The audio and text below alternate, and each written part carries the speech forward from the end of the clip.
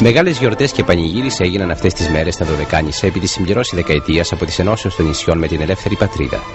Τούτο και μόνο υπήρξε το χαρμόσυνο γεγονός για την Ελλάδα μετά από τις τόσες θυσίες του πολέμου και της εχθρικής κατοχής.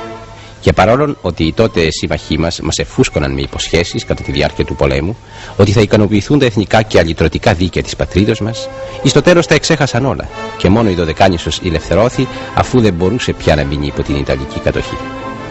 Και πώς και με τι χαρά την περιμέναμε αυτή τη λευτεριά και πώς μας ήλθε σαν θείο μάνα εξ ουρανού για να εφράνει καημένες καρδιές και να γλυκάνει πικραμένα χείλη. Μόνο μιας εξεχάστη αιώνων τουρκική σκλαβιά.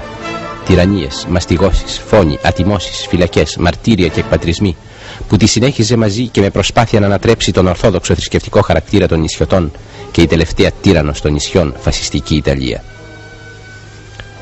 Η μνήμη των αγωνιστών της απελευθερώσεως των νησιών μας και εκείνων που πέθαναν και εκείνων που ζουν ας είναι αιώνια. Το όνειρο τόσων αιώνων σκλαβιάς και τόσων γενεών σήμερα είναι πραγματικό της.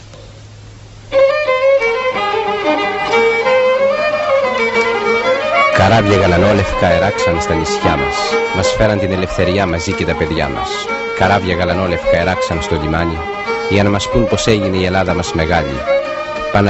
Παναγιά μας, φύλλα έδα τα νησιά μας. Παναγιά και Αγία Αποστόλη, βλέπετε την Ελλάδα όλη. Τραγουδά η δωδεκανησία κυρία Άννα Σαρή Καραμπεσίνη.